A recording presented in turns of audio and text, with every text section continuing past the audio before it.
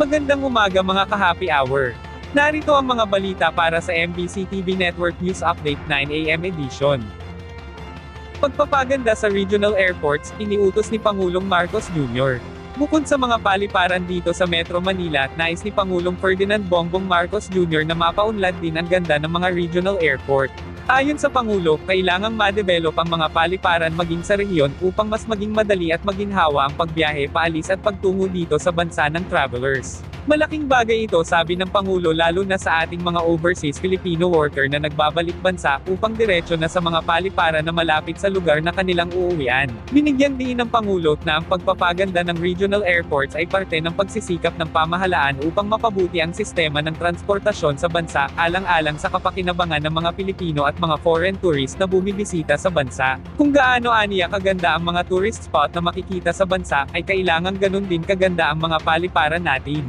Dinidevelop din natin ang mga tinatawag na regional airport para ay ang ating mga bisita ay hindi na kailangan dumaan pa sa Maynila para pupunta sa kanilang resort. Pati na yung mga umuuwing OFW, kung minsan napakalayo naman ang pinupuntahan nila, pwede silang tumuloy na sa mas malapit na airport.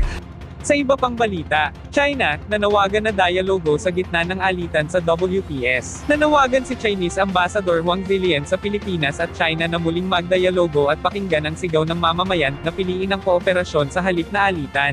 Ang naturang pahayag na ito ni Wang ay kasabay ng pagdiriwang ng ika-50 anibersaryo ng diplomatikong relasyon ng dalawang bansa noong Sabado. Dumalo sa ginanap na okasyon sina Pangulong Ferdinand Marcos Jr., mga senador, business leaders, at mga kinatawan ng Filipino-Chinese community. Gayunman, kasabay ng pahayag ay nagpapatuloy ang tensyon sa West Philippine Sea kung saan paulit-ulit na lumalabag ang China sa eksklusibong economic zone ng Pilipinas at hindi pa rin kinikilala ang 2016 arbitral ruling na pumapabor sa Pilipinas. Sa ilalim ng administrasyon ni Marcos Jr., naging mas matatag at lantad ang posisyon ng bansa sa pagtatanggol ng soberanya, habang patuloy ang presensya ng mga barko ng China at paggamit ng water cannons laban sa mga Pilipinong mangingisda. Giit ni Wang, ang Pilipinas at China ay magkalapit na kapitbahay na hindi maaaring paghiwalayin. Umaasa umano ang China na mas maraming Pilipino ang makikiisa upang ayusin ang relasyon ng dalawang bansa. Samantala, kinwestiyon naman ni Defense Secretary Gilberto Teodoro Jr. ang pagiging tapat ng China sa usaping dialogo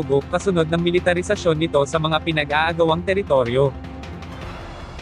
At yan ang mga balita para sa MBC TV Network News Update 9 AM edition. Abangan ang mga susunod na balitaan mamaya para sa 10 AM edition.